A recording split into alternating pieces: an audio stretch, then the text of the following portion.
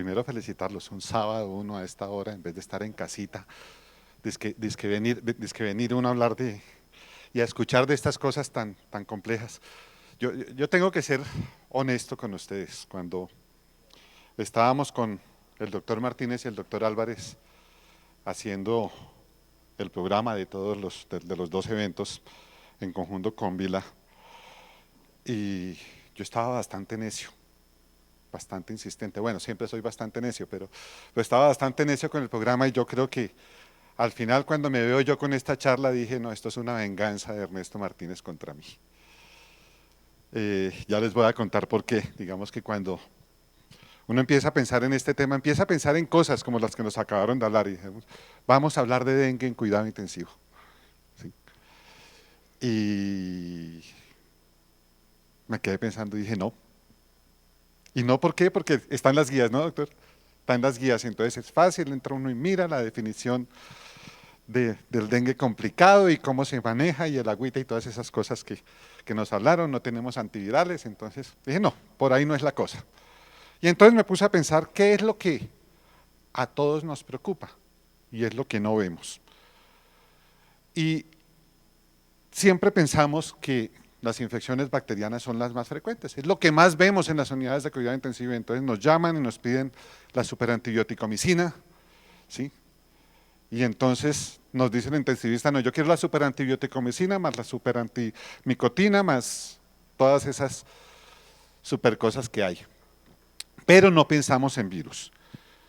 ¿De dónde vienen? De la comunidad, obviamente. Ahorita les voy a mostrar cosas muy interesantes. Pero yo quisiera, sobre todo, que pensemos aquí. ¿Qué es lo que le está pasando al paciente crítico en relación a las reactivaciones de sus infecciones? Y creo que después de esta venganza de Ernesto, públicamente se lo agradezco, me puso a pensar en otras cosas que a veces no pensamos, y en esto. Y ahora les contaré una historia pequeñita de lo que nos pasó en una de las instituciones con este tema, ¿sí? ¿Y qué es lo que pasa? Las minimizamos. El doctor Manuel Vargas, que está aquí, que además les recomiendo el libro que ha escrito Manuel, un manual de virología médica básica muy bonito para estudiantes y para dummies, me escribió ayer una cosa muy linda en el libro y entonces que dice que son unas cositas cubiertas de proteínas. Y como que nos ponemos a pensar en esas cositas y las minimizamos. Y si uno lo mira, pues aparentemente esto sería así de sencillo, ¿no? Entonces miramos las de la comunidad, ya, hoy miramos las de la comunidad y decimos, no, pues virus de la influenza, estamos en brote de influenza, ya les vamos a mostrar cositas para influenza, virus respiratorio sincitial, coronavirus, rinovirus, adenovirus, Coxsackie, hepatitis B y VIH, entonces hablemos de VIH en UCI porque es muy importante, tampoco vamos a hablar de VIH en UCI, virus herpes por acá y infecciones asociadas al cuidado de la salud. Se nos olvida que dentro de las instituciones eso puede ocurrir. Y las unidades de cuidado pediátrico tienen problemas muy serios con virus respiratorio sincitial. Y las unidades geriátricas tienen problemas muy serios con virus respiratorio sincitial. Y a nosotros nos pasó, Pilar, hace un año, ¿sí? Hace un año minimizamos el tema, la verdad. Y cuando nos dimos cuenta teníamos un jurgo de casos en los niños, ¿sí? Porque habíamos minimizado una remisión que nos habían hecho. Entonces, es muy importante que empecemos a pensar en eso. Y entonces cuando uno mira y dice, ¿pero por qué son importantes? ¿Sí? ¿Y por qué son importantes? Porque matan. Y si ustedes miran, y aquí tienen riesgos relativos de infecciones bacterianas, compárenlo con cualquiera de estas cosas. Y miren cómo coronavirus o citomegalo, que a veces lo minimizamos, bueno, tengo un gusto particular por citomegalo, pero miren virus respiratorio sincitial. Riesgo de muerte por virus respiratorio sincitial. Como causas de neumonía, los minimizamos, compárense con bacterias y miren todo lo que está pasando. Adenovirus, de nuevo citomegalo, de nuevo influenza. Y si ustedes ven, y esta es una muy linda revisión que les recomiendo, estos autores empiezan a decir, pero mire, no los mire solitos, ¿sí? Mírelos acompañados. ¿Acompañando qué? A las infecciones bacterianas, ya sea como causa primaria predisponente para infección bacteriana o como causa secundaria acompañante de infección bacteriana. Y van aumentando los riesgos de infecciones. Síndrome de dificultad respiratoria aguda del adulto, prácticamente el doble en relación a infecciones bacterianas. Falla ventilatoria, mírenlo aquí y compárenlo. Miren adenovirus, miren herpes, miren influenza, miren virus respiratorio sincitial. Se nos olvida como causa de diarrea. Entonces llegan los pacientes, siempre pensamos en las infecciones parasitarias y entonces buscamos las amibas y en los pacientes inmunocomprometidos el blastocistis y de pronto el E. coli enterohemorrágico y pues resulta que no, que nuevamente, y fíjense que hay una constante, no es que me esté sesgando porque me gusta el citomegalo, sino que hay una constante cuando uno está mirando citomegalo en todas estas cosas. Falla multiorgánica, y ojo, aquí yo no estoy hablando de pacientes inmunocomprometidos, estoy hablando de pacientes inmunocompetentes. Sepsis, acompañando sepsis, y miren qué locura, miren shock séptico. Y ya les voy a mostrar eso por qué es. Siempre, y esto es una cosa que se nos olvida, ¿sí? Tenemos que pensar en estas cositas, es que en los periodos de incubación, entonces, volviendo a dengue, ¿sí? Pacientes que llegan un mes después de estar expuestos al virus del dengue, qué sé yo, en el Urabá, y pensamos en dengue. Se nos olvidan cosas tan sencillas como que todos estos señores tienen unos periodos de incubación. Ahora, ¿qué causan todos estos virus?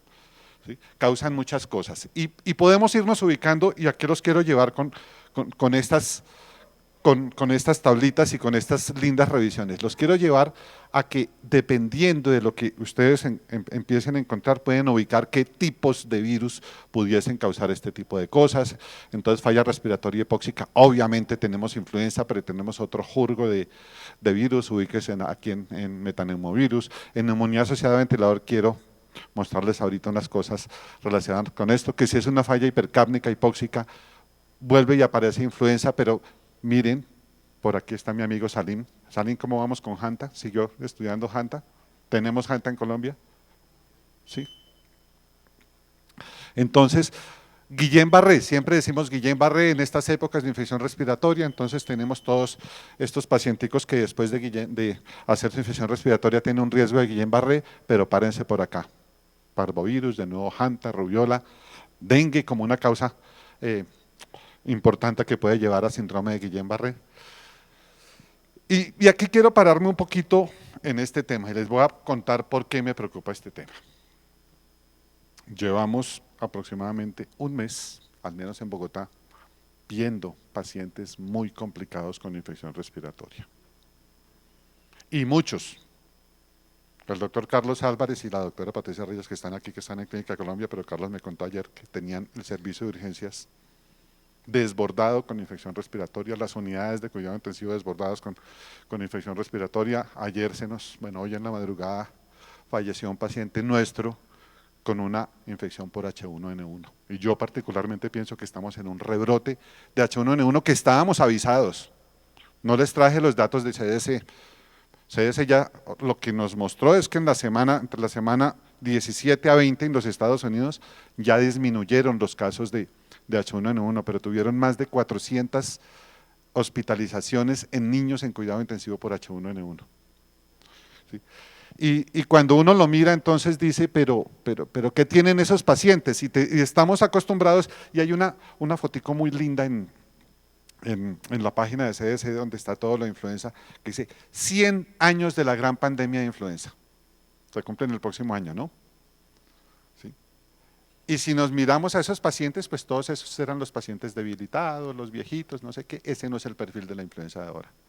Lo que estamos viendo es personas jóvenes, obesos algunos, embarazadas, niños, o sea que no es el perfil que estamos acostumbrados, y eso viene desde la epidemia del 2008. En la epidemia del 2008 pasó exactamente lo mismo. Entonces, es muy importante que ustedes piensen en eso. Esto es una revisión de los españoles muy bonita, y entonces lo que quiero es que miren aquí edades medias, personas, adultos, digamos, jóvenes o de edades medias. Bueno, el profesor Arabia dice que joven es aquel todo que tiene mi misma edad o menos, entonces… ¿Sí? Y viejo es todo el que tiene un día más, Alfonso. ¿Sí? Entonces, ustedes empiezan a mirar todo esto y creo que empiecen a pensar qué les está pasando en sus sitios de trabajo. ¿Sí? Y a raíz de esto y a raíz del pacientico que teníamos tan complicado, dije, pero bueno, ¿qué está pasando? Y me metí, esto es del último boletín epidemiológico en el Instituto Nacional de Salud, miren, semana 19, y párense por aquí, solamente párense en Bogotá.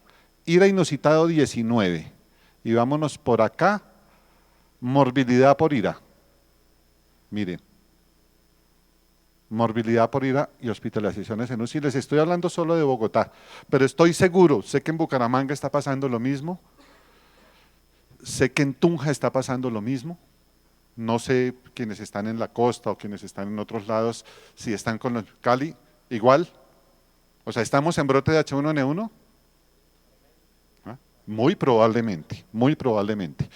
Y solamente pues para acordarnos un poquito, y esto es tomado de la guía de la Secretaría de Salud de Bogotá, acordarse quiénes van a las unidades de cuidado intensivo, pero pensemos antes de que vayan a las unidades de cuidado intensivo. ¿Cuáles son aquellas personas en quienes tenemos que pensar en influenza? ¿Sí? Esos reconsultantes por infección respiratoria en los servicios de urgencias. Y nos va a tocar volver a montar pues las salas IRA, ¿sí? Y pensar, y aquí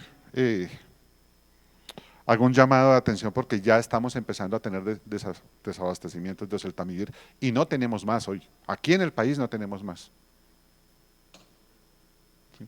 Pensar quiénes serían candidatos a darles oseltamivir. Y bueno, y pues esto ustedes lo conocen mejor que yo. Y recordar que en las guías del 2008 nos decían que los pacientes que van a las unidades de cuidado crítico duplicábamos la dosis y duplicábamos los días, ¿no? O sea, eh, eran 2 tabletas cada 12 horas y en vez de 5 eran 10 días. Bueno, esto ya lo hablamos, quiénes irían con oseltamivir. Pero vamos avanzando un poquito. Yo quería hacer un llamado de atención allí en infección respiratoria porque particularmente estoy muy preocupado de lo que estamos viendo y creo que estas reuniones es para eso, para que abramos los ojos y pensemos en lo que está pasando. Pero seguimos mirando y, y nos vamos aproximando a estas cosas, digamos, a los cuadros encefálicos y siempre pensamos en herpes, pensamos en varicela, ¿sí? Pero vámonos un poquito más allá y miren lo que está pasando. Entonces, cuando pensamos en enterovirus y tenemos todos los enterovirus que pueden causar alteraciones del estado mental, convulsiones y no los buscamos, bueno, yo no soy el experto en arbovirus, acá hay personas que saben mucho más que yo, pero siempre piensen un poquitico también en dónde están y en qué tienen, cuál es la distribución geográfica, de dónde viene la gente que ustedes tienen en sus instituciones. No es lo mismo para nosotros aquí en Bogotá. Tú viendo decías con dengue, pues nosotros vemos dengue en Bogotá, pero todo es un dengue, bueno, importado de aquí de La Vega, pero, ¿sí? pero no es nuestro, ¿sí?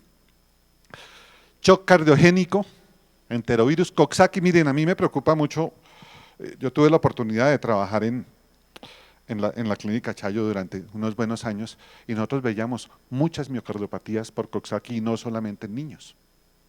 Las veíamos en adultos también, veíamos miocardiopatías dilatadas y pacienticos que terminan con miocardiopatías dilatadas y candidatos a trasplantes por virus en los que no pensamos, ¿sí?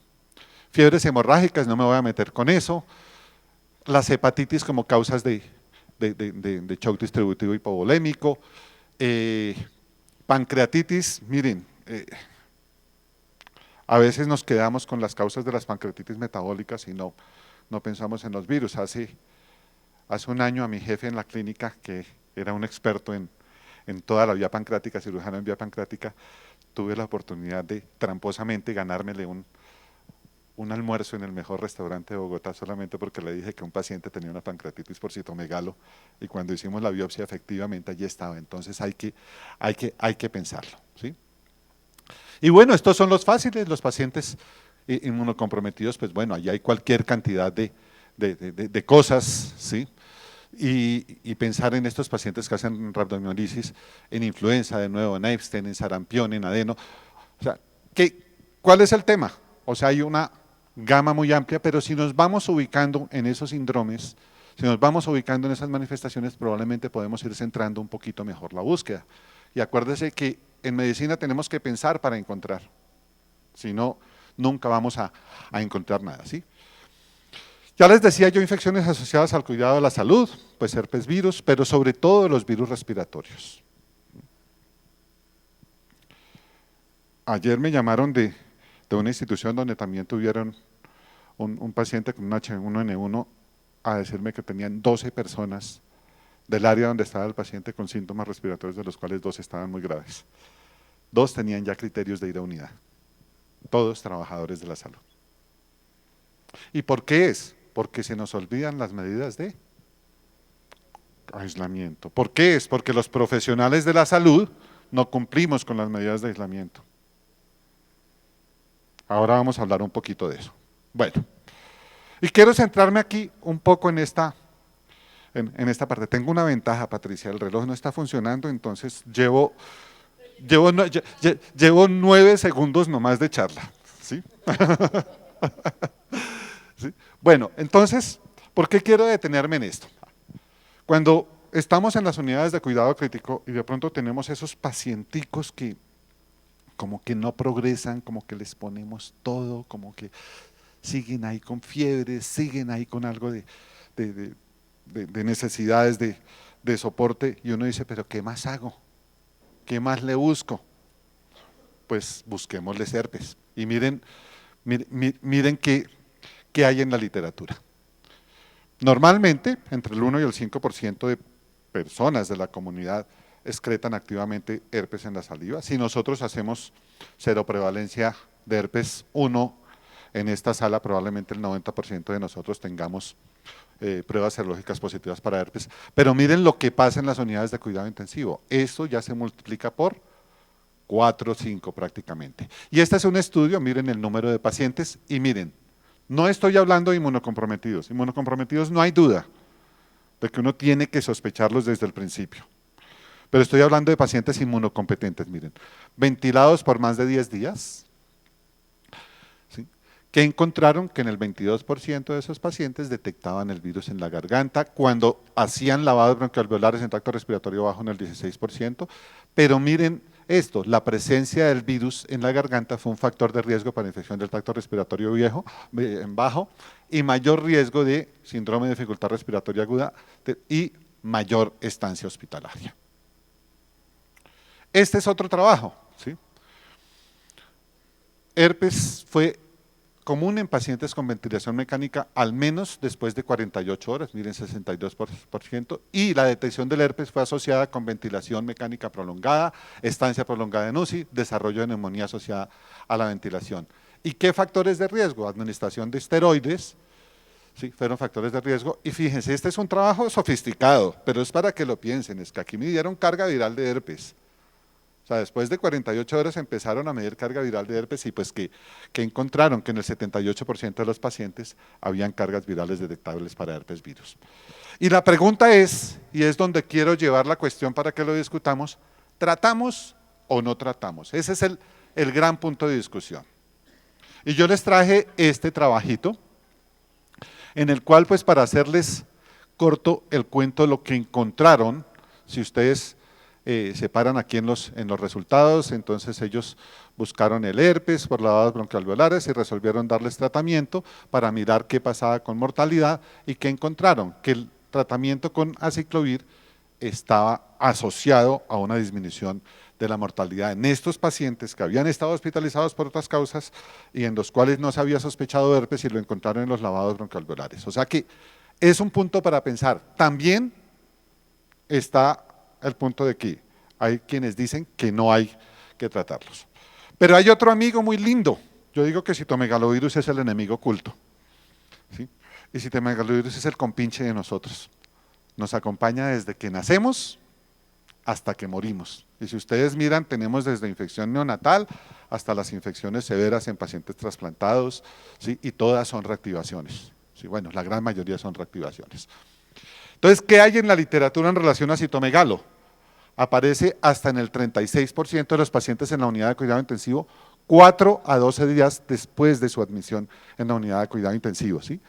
¿Cuándo sospecharlo? Cuando hay sepsis y sobre todo aquí, fiebre persistente y un antecedente de transfusión. O sea, son puntos bien importantes. ¿Y cuál es el impacto de citomegalo? Produce más ventilación, o sea, más tiempo de ventilación mecánica, fíjense, 21 a 39 días versus 3 a 24, obviamente una estancia prolongada, pero miren que es prácticamente el doble. Produce fiebre con una enfermedad con órgano blanco y una mayor mortalidad. Les aclaro nuevamente, estos son trabajos en pacientes inmunocompetentes, no estamos hablando de pacientes inmunocomprometidos. Y si ustedes miran en esta linda revisión reciente, ¿sí? ¿Cuáles son los factores de riesgo y cuál es la asociación que encontraron estos autores? Bueno, inmunocompromiso no lo vamos a dudar, ¿sí? Pero ventilación mecánica, sepsis, alguna evidencia con uso de corticoides y alguna evidencia con los episodios de estrés y una alta liberación de catecolaminas que ocurre con mucha frecuencia en los pacientes críticos.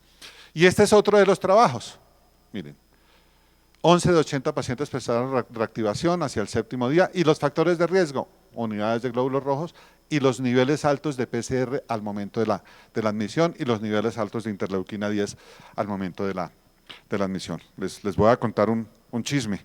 Esta semana estuvimos viendo un panel muy lindo para sepsis, ¿sí? Que incluyen interleuquina 10, interleuquina 6 e interleuquina 12. En 4 horas tenemos resultados. Ojalá lo podamos tener en el país prontamente.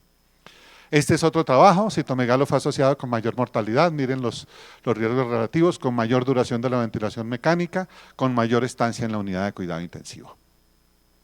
Ahora, sí, dar tratamiento para citomegalo o no, esa es de nuevo la pregunta. Hay este trabajo en el cual lo que hicieron fue profilaxis, lo que hicieron fue medir que esos pacientes tuviesen pruebas positivas para citomegalo, inicialmente serologías, midieron cargas virales y resolvieron darles valganciclovir a altas dosis o a bajas dosis.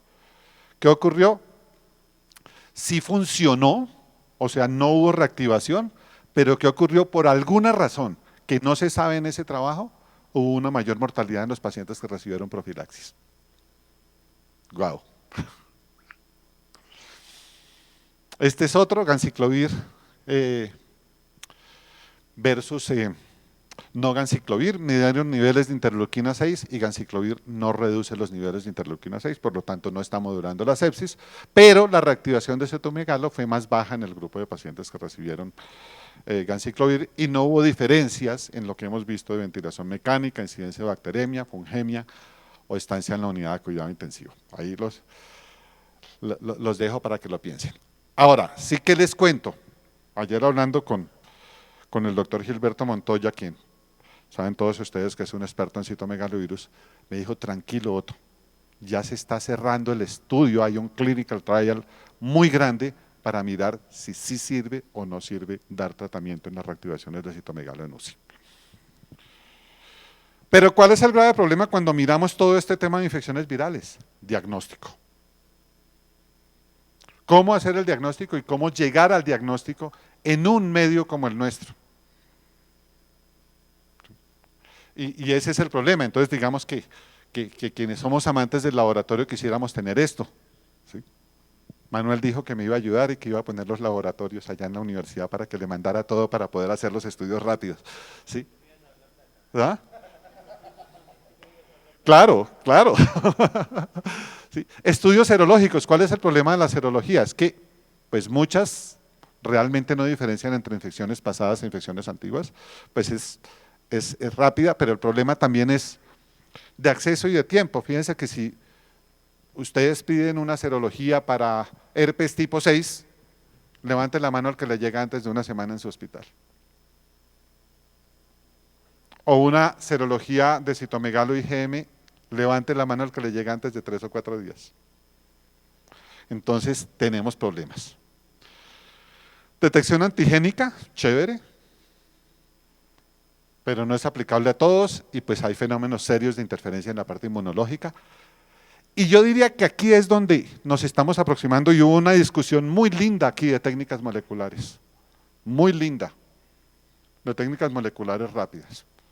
¿Cuál es el punto? El punto para mi gusto, es que esas técnicas, primero, no están fácilmente disponibles, segundo, son costosas, y tercero, para mi gusto, y quisiera que lo discutiéramos con algunos, creo que les falta especificidad. Tenemos muy buena sensibilidad, pero a algunas les falta especificidad. Entonces no nos diferencia si realmente lo que tenemos allí es o no el causante de la infección.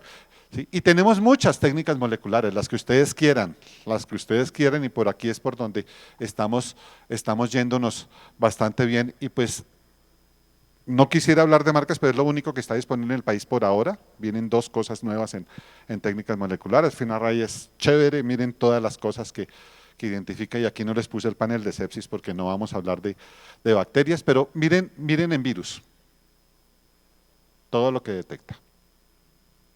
Miren los paneles de encefalitis,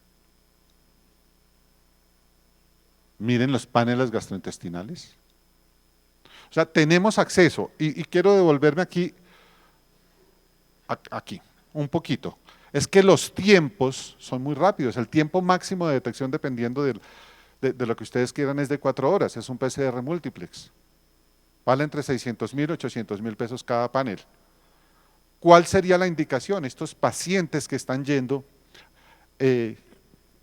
con infecciones respiratorias severas o con diarreas severas, que van a la unidad de cuidado intensivo, y no tengo dudas, y quisiera discutirlo también con ustedes, de que definitivamente en meningitis sí deberíamos tener paneles moleculares rápidos que nos van a permitir hacer diagnósticos y de pronto evitar desperdicio de antibióticos y hacer mejores enfoques clínicos. Pero podemos discutirlo. O sea, ¿tenemos cómo diagnosticar? Sí. ¿Tenemos cómo diagnosticar todos los virus probables? No. ¿Los más frecuentes? Sí. Pero ahora, devolvámonos a influenza. Estamos hablando de H1N1 en Colombia. El brote de influenza en los Estados Unidos fue H3N3.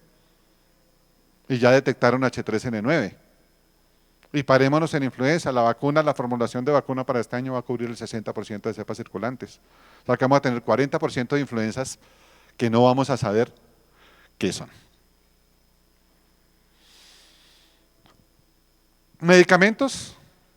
Pues el doctor Oñate nos va a ilustrar de medicamentos, pero solamente para que piensen un poquito, pues. Tenemos, pues para influenza tenemos, pero algo de lo que no hablamos es que en el gran brote de influenza del 2008 al 2010, más o menos, dependiendo de los sitios que ustedes miren, hubo una emergencia de resistencia entre el 25 y el 40% para oseltamivir. O sea, ¿está sirviendo el oseltamivir? ¿Alguien sabe qué está pasando en Colombia con el oseltamivir? ¿Estará funcionando? Sanamivir no tenemos en Colombia, no sé, doctor Oñate, usted me dirá si tendremos prontamente el Lanimavir, que puede ser muy interesante. Para coronavirus, si no estamos diagnosticando coronavirus, no hay nada. Yo siempre he dicho que ribavirina se la hace en la manga para todos los que vemos virus.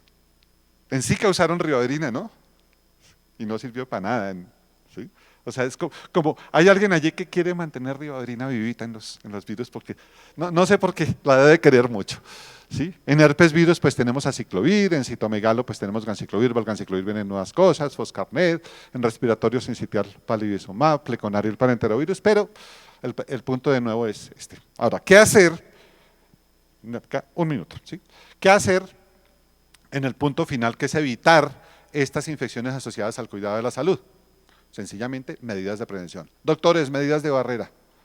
Lavado de manos. Los mejores hospitales en médicos en Colombia, 36% de lavado de manos de médicos. En enfermeras sube como al 70%. Uso de tapabocas, ni digamos. Además usan el tapabocas de aquí, como de tapatiroides, a veces de mostraples, no sé. ¿Sí? ¿Sí? ¿Sí? No usar sistemas de succión abierta, mirar el tema con los BiPAP, intubación endotraqueal. Y ojo, hablábamos con los intensivistas de la clínica, todos estos ventiladores antiguos que yo me acordaba cuando yo me entrené y que tenían filtros de arena y filtros de piedra, pues no van a creer, pero hay. Y eso llena de aerosoles todas las cosas. ¿Qué tenemos que hacer? Educar, educar, educar, educar, sistemas de succión, precauciones de gotas, precauciones de contacto, y solamente necesitamos, para la gran mayoría de virus, desinfección de alto nivel, no necesitamos nada más. ¿A qué los quiero invitar al final? A que pensemos en que sí existe, seguimos minimizándola, a que tenemos técnicas de diagnóstico rápido, tenemos que mirar cómo accedemos en nuestros hospitales y cómo el sistema de salud nos permite acceder, que matan, como vieron, los riesgos de mortalidad son 3 o 4 veces los riesgos de mortalidad de bacterias, que tenemos una incertidumbre en el tratamiento de reactivaciones y pues para todos los que nos gusta esto, bienvenidos a investigar en virus en unidades de cuidado intensivo. Muchísimas gracias.